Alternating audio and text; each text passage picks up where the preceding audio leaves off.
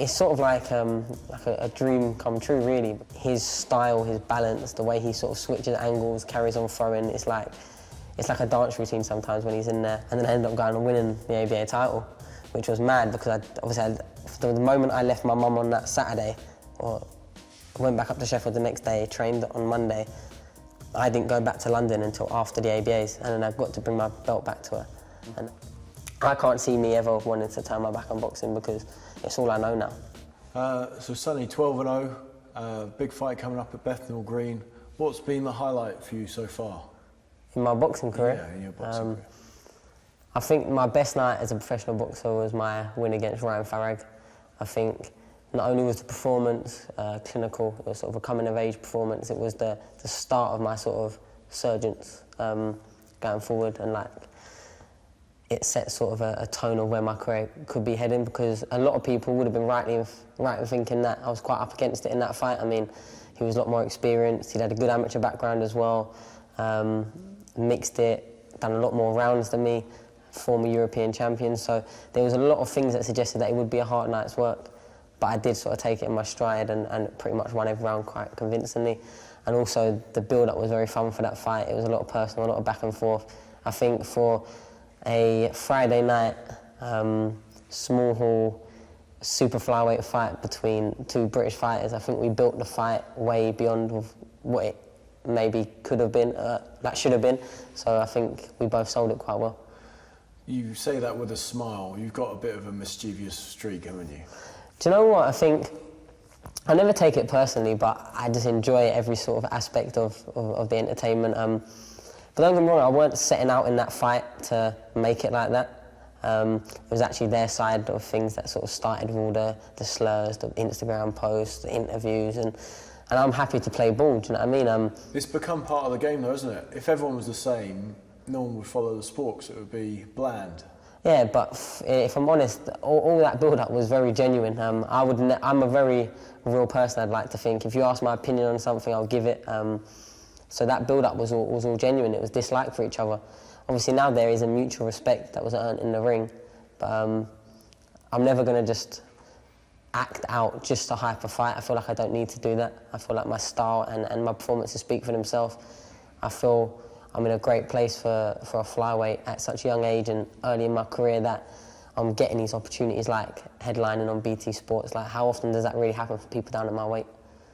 People do talk about you as a possible future world champion. How do you feel about that? Yeah, I mean, it's all high praise. Pressure? I don't think so, because I've always had that sort of expectation of myself. Obviously, as a lot of people know, I've always been 3 years the junior of my brother Charlie. So no matter what we're doing, I've always been 3 years behind him. And that's not just started now, I'm talking when I was getting to schoolboy finals and stuff. The year before, he was winning European schoolboy gold medals. When I was winning the youths, he was on like Team GB traveling the world. So I've always had that sort of bar set quite highly, just in my family alone. So when I've fallen short, you know, when I was losing in the schoolboy finals, etc., getting to a schoolboy final for a lot of people, especially with the amount of fights I'd had, would have been massive. In my sort of family, my household, my own expectations, as I'd watched my brother sort of smash it and win, I felt like I'd underachieved, which looking back is quite crazy, do you know what I mean? If there's lads in our gym now that get to quarters, semis, finals, and it's such a great achievement, because it really is, but in me as like an 11, 12-year-old growing up, it was at the end of the world, me getting to the final and losing. And I suppose that'll probably be what it's like on a bigger stage if I never do make it to be a world champion. I feel like I've got the ability to, I've got the desire to, I just need to, you know, put the right performances, get guided right, and hopefully follow in my brother's footsteps, because there clearly are big like, footsteps to follow. Following in his footsteps, did you have hand-me-down clothes? The whole way through. I still get them. What do you mean? I still get them. What, from his sponsors, stuff that he... everything. His designer clothes, everything. He always makes sure I'm kitted out now, but it is what it is. You know what I mean? It's younger brother syndrome, I guess. What kind of fight, or what kind of fights do you need to take you to the next level? Ideally, I'd like these domestic dust-ups. They're what I push for, because I think that's how you build your name in your country. Like we just talked about it with my Ryan Farag fight. out of my last 5 fights, is probably one of my easier fights that I've had. You know, a couple of Mexicans, the Portuguese kid, I think they all gave me more troubles at times than Ryan Farrig did. However, I've got more like praise, I've got more sort of positive feedback from my Ryan Farrig win and more props, you know what I mean? Because I guess people like to know both opponents, both fighters in a fight. And when you get these tough Mexicans that sort of come over that are pretty unknown, no one's really heard of them, then you don't get that same credit for beating them. So really I would like a couple more high profile British flyweights to then push me on to world level. But like I've alluded to before, I won't get my career stalled by anyone. I'm fighting pretty much every 8 to 10 weeks in high profile fights, regardless of whether these other British fighters want to play ball.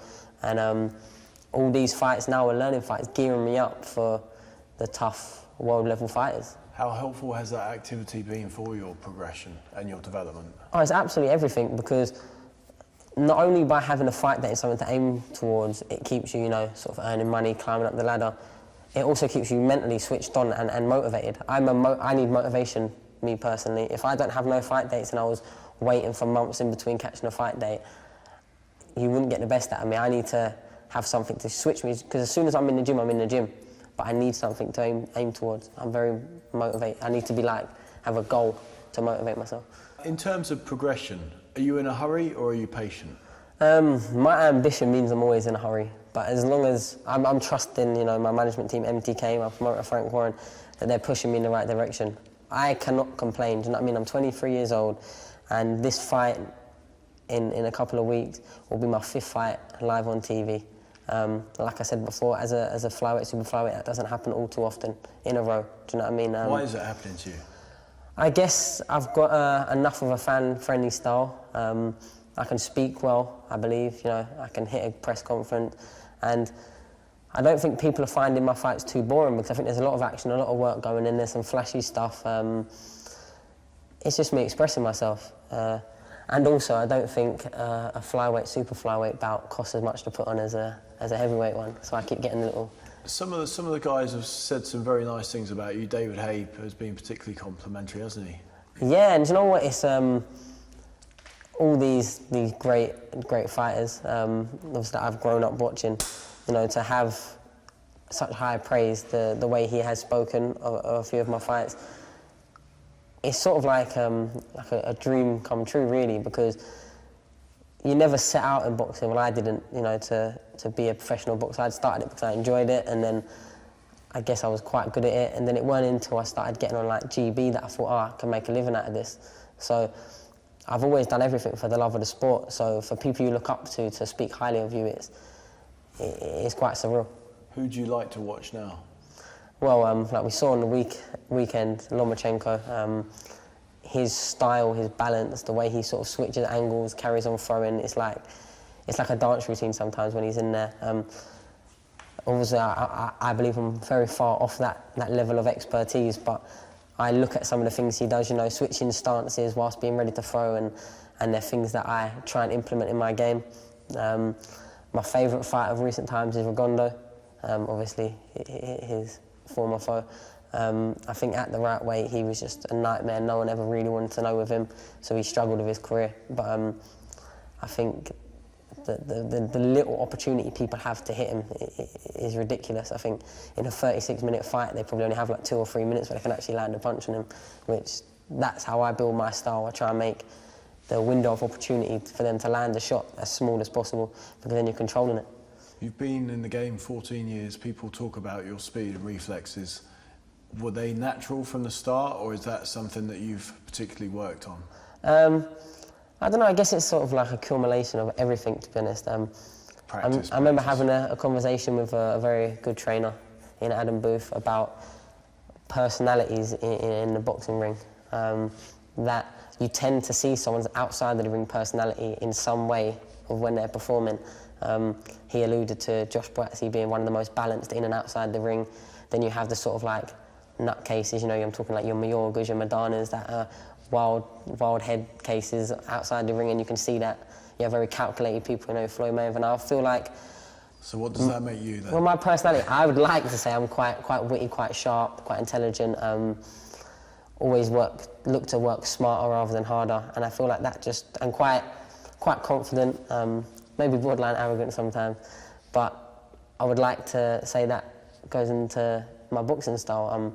I like being always one step ahead of my opponent. I like giving them very little, and everything you do is like a full circle when you get in the ring. So if you bring your personality in, if you're living the right life and you're dedicated 100%, that's going to transcend into the boxing ring. It's going to give you every opportunity, to fulfill your potential. I think too many people I've been in the game, like you said, 14 years, and now everything sort of comes second nature, moving out the way of punches, my footwork, staying switched on when rounds aren't going your way, being able to spin it around, being able to adapt. Things that you can't kid, it's pedigree, you can't learn overnight. It's something, it's experience. Taking a big shot and knowing how to react, knowing how to recover, knowing how to nick a rest. Even when you're clearly winning the rounds, knowing not to just sort of empty the tank just because you can. Because there's sometimes in fights for the first 4 or 5 rounds, you can just hit someone at will. Then as soon as you start slowing down, they can take over. So everything you sort of have to take in the ring with you, and that's what I feel like I do. Are you going to move between flyweight and super flyweight, or are you going to go down to flyweight and stay there for a while? I would like to say I'll just be at flyweight now, but it's where the opportunities come. There's fights I still want at super flyweight, so I can just keep moving up and down. It makes no difference to me. I make super flyweight very easy. I make flyweight pretty easy. So it doesn't really make no difference to me. Obviously, it'll just be what belt I've got at the time and what opportunities there are. But right now, if my career keeps going the way it has been going, which is no British fighters fighting me, so I'm just sort of getting imports in and building my rankings up. So I'm ranked very high in the WBO, I'm ranked with the IBF, to build on them, and then hopefully push on for world titles, but that will be at flyweight, because at world level, I know I'm not ready for the super flyweight world levels yet. Who knows, I might not be ready for the flyweights, but I feel like I've got a much better chance, and as soon as I get to mix it, I'll be able to get a good gauge of where I'm at. The fact that your brother's gone on to win a world title, does that make you think it's that much closer and possible, the fact that he's done it? Yeah, of course. Like, me and Charlie have been mixing at a very similar level for years now. And I think if you'd ask anyone that's seen us spar or seen us spar the same opponent, you know what I mean? Obviously, we have different styles, so styles make fights, etc. But we have mixed it for, like I said, at a similar level for a very long time. And him achieving that goal it made me realise how, within a touching distance it is. With the right fight at the right time, I should be and will be a world champion. Who's the more talented brother? I think everyone would say I'm more talented naturally, but Charlie, his work ethic is second to none. I think you can just see the shape that he gets into. His body fat drops down to 1%, when he's on them scales. He lives the life and he's dedicated to it. But I've always relied on sort of, my natural talent. I didn't take amateur boxing nowhere near seriously as I should have. I'll be the first one to admit that. I never even really struggled for weight. I was just doing things that I shouldn't have been, and but I still got results. Like what? Do you know, things that I wouldn't say on camera. Well, you know what I mean, going out and doing things that I shouldn't. Like, say I had a fight on the weekend, I used to play football and rugby all the way through my amateur career. I'm talking, I would have a rugby match on Saturday and Wednesday, a football match on Wednesday, and then box on Saturday in a national final. I broke my nose playing football 6 days before a CYP, National Ambition Boxing, whatever it is, championship now, national final. I broke my nose. I went to see a doctor and they said, yeah, it's completely broke. I've still got it there. But I wasn't in the same place as Charlie was, where from 15 he was on Team GB. Do you know what I mean? And his education really took a back burner. I still did all my A-levels, I did all my GCSEs, etc. Went to a good grammar school in Wallerton Grammar School. So I was, don't get me wrong, I liked boxing and it was something I always enjoyed doing, but it weren't stopping me doing anything else, whether that was, running around chasing girls at stupid o'clock, enjoying myself in the summer or whatnot. But I feel like I had a good enough amateur career. I turned over quite young, but it's been all different since I've been a pro, because now it's my livelihood, especially now I've got a son like everything now I do is for him. As cliche as that sound, I know, but if I didn't have no one to look after, if my money stops tomorrow for whatever reason, I can just, you know what I mean, get bummy and slum it by. But when you've got mouth to feed and, you know, roof to put over his head, clothes on his back, it's different. You know what I mean? Now I'm 2 foot in and I've got someone relying on me, so it's my mindset has switched so much. Even having conversations with my trainer as recently as a couple of weeks ago, he's noticed since the last couple of years, the last year specifically, how different of a life I live. How much cleaner my lifestyle is, how much more switched on, and how I hit every session. Like when I was an amateur, even with Grant, I'd wake up at 6 o'clock in the morning and think, oh, I can't be asked for track, and turn my alarm off and go back to sleep. Like I was a nightmare. The GB trainers, I used to never turn up for Monday. I used to go in at Tuesday just so I didn't have to get weighed in on a Monday. I was terrible, and I know that I'll be the first one to say that. I never hide from it, but it was just always something I don't know, I didn't take it seriously because I always relied on my natural talent, and it did get me so far. But obviously I've had a massive culture shock, and now you can't afford to, that 1%, that 2%, whatever it is, that will be you getting knocked out in front of thousands and thousands of people, do you know what I mean? Your mum's health has been well documented over the last year or so. How much has boxing helped you through that time? Do you know what I mean? I know it's only really been documented, and people have, I don't want to say they've only cared, they've only taken notice the last year and a half. With Charlie winning the title. With Charlie, because on my side of things, it's something I never spoke about. And it weren't because I was embarrassed or anything like that, it was just something that we kept privately, but after, 4 years, it is what it is, as blunt as that is. Like, my mum's been coming to all my fights as a pro, everyone she can get to. When she first fell ill, it was very hard for our family. I was still an amateur at this point, and she fell ill, I think, about 3.5 weeks before my first senior ABAs, which was my first competition with Grant. I hadn't boxed with him at this point. And for 2.5 weeks, we spent in London. I'd said bye to my mum 3 times. She was having a brain operation. There was, sitting the family down and saying, look, there's every possibility, just as much possibility as she will survive, that she won't be able to recover from this. Like, she won't be able to wake up. So we'd said bye to her. And it was a terrible time for the family, do you know what I mean? A lot of tears shed. Not really by me, I'm not a big crier. I don't know how I deal with things, I keep things inside, but seeing my brother, seeing my sister in hysterics every time they saw my mum and that, it was a taxing time. And for 2.5 weeks, I spent every day in hospital with my mum, eating McDonald's at like 2 in the morning because there was a little drive-by down to St George's Hospital, or hospital food or sweets, just anything comforting. And then I remember after 2.5 weeks on the Saturday, I got a call from Grant saying, asking how my mum is, and that he's going to pull me out the ABAs. He said the weigh-in's been moved forward 2 weeks. The Yorkshire regional rounds have been moved forward 2 weeks, and from the phone call, there was 11 days. So I was like, Grant, I'll see you in the gym tomorrow. And this is all gospel truth. I was like, I'll see you in the gym tomorrow. So I went home, went to sleep, packed my bag, went back up to Sheffield, back to my uni accommodation and that. Obviously, I'd taken time out of uni here as well. I'd missed assessments and everything. But that was all understanding. And then got back up, I went straight to the gym the next day, jumped on the scales, and I was 57.8 kilos. I always remember that weight, 57.8 kilos. So I had 9 kilos to lose in 10 days. 9 kilos in 10 days. Grant went, nah, you're not doing that. We're pulling you out. I went, Grant, I promise you I'll make the weight. By come hell or high water, I'll make the weight. So we spent 2-3 sessions in the gym every single day for this period. I'm talking coming in the morning, training in the sweatsuit, going back, eating, running, coming back later, training again. I'm talking anything to get this weight off. And when I finally got the weight off after this 10 days, thank the Lord that it was just a weigh-in. I didn't have to fight so it was the Thursday, and I didn't have to fight until, I think, 6 days later on, like a Wednesday or something like that. So I had a couple of days to, hold the weight.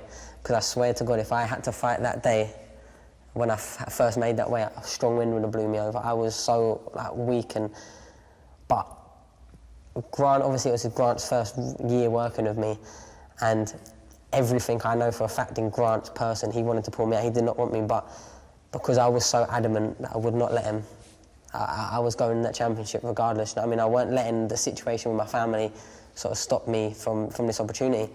It just turns out that I ended up boxing, winning the Yorkshire regions, the London boy winning the Yorkshire regions. And then a month later, and bear in mind I was still quite weak at that point, beat a kid that he wasn't very great. Then I had a month to hold weight, and then it was the quarter, semis and finals all on one weekend.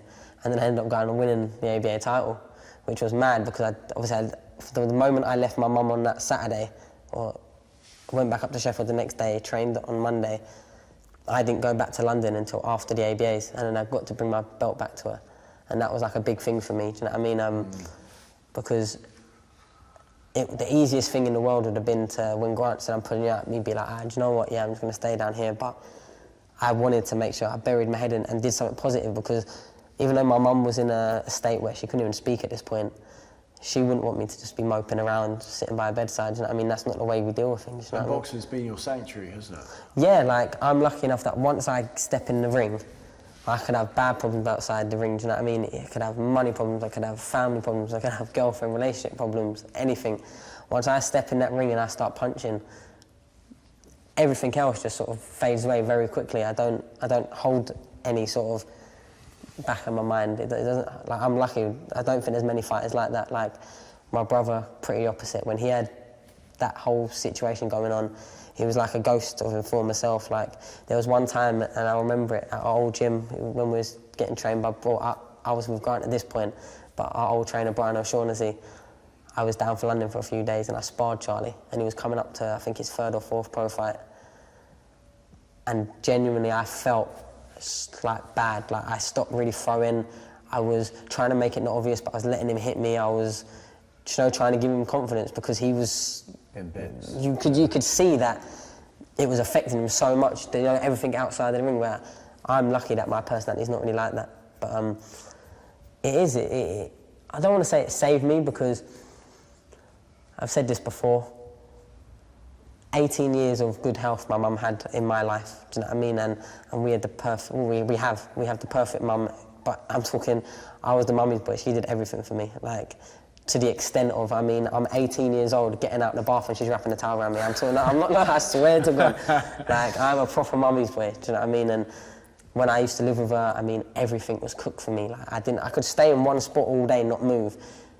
I'd be leaving mess and it would be getting cleaned up around me. I didn't have to do none of my washing. I didn't know how to use a washing machine until I went to uni. Do you know what I mean? So it's like this woman did absolutely everything in her power, because it's just what she was like, do you know what I mean? That's how she ran the house.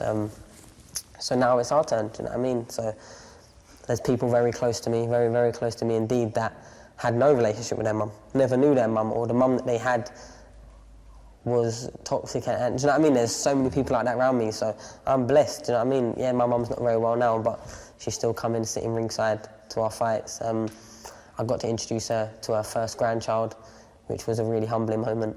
It was actually mad, because in the space of 2 weeks, I think it was, or 3 weeks, my son was born.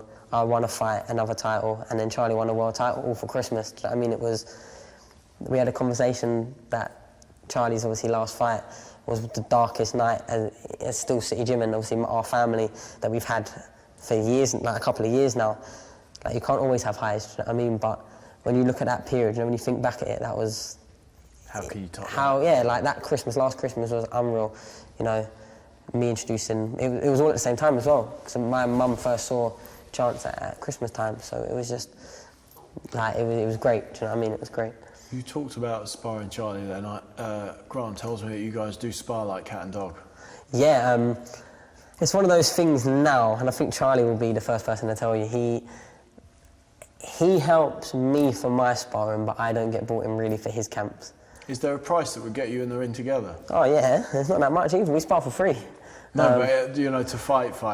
I don't think the British board will ever sanction it, like, because obviously Charlie would be going down in the 4th round. We'd all put a lot of money on there. It would be nice, you know what I mean? But it's one of them things. I mean, if the public wanted to give us Anthony Joshua money, then I'm sure we're both gone, Charles. I'll see you on the other side. Do you know what I mean? See you inside. But I get Grant though, because I had him first. So what's the dream? Map out the next 5 years. I just want to be involved in big fights. Like, as cliche as it sounds, I just want to be recognised. Obviously, I'm not talking my career will be over in 5 years, because I think I'm going to have a long career, touch wood. Nothing goes untoward in my boxing career. But I just enjoy it. Like, I think you can see the way I box and the way I enjoy every aspect of boxing. I can't see me doing anything else. But I would just like to be recognised as a fighter that didn't back down from no fights. Was in good fights, world level, domestic level, European level, whatever level I can get to, whatever level I mix it at is yet to be really seen. But I just want to be recognised as one of those fighters. I lost as an amateur. There's every possibility I'll lose as a pro. I'm not one of them things that have this cloud of invincibility and then when it shatters, they'd have no confidence no more. That's not me. I'll just get in, give my best and then see what we've got. I want to be in big nights.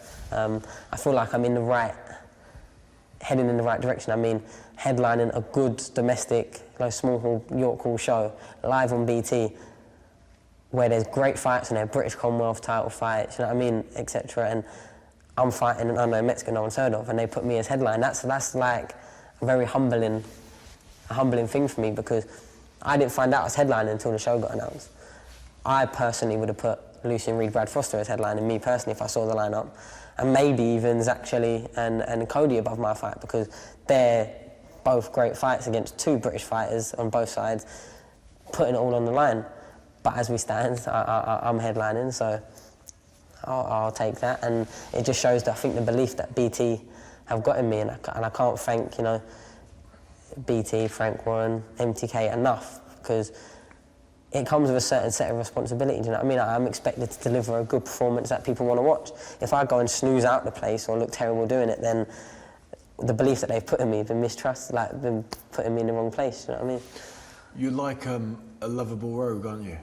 Do you know, I'm honest to myself. I will never lie because there's a camera in front of me or... What sort of reactions do you get on social media? Do you get mixed or Yeah. do people... Go on. Every time someone watching me box, I think I turn a lot of people that didn't like me before to people that did. Especially when the Ryan Farrag fight and that, because there was obviously a lot of support for him, a lot of back and forward, so there was a lot of people that I won over. And I think that's the best response I can get.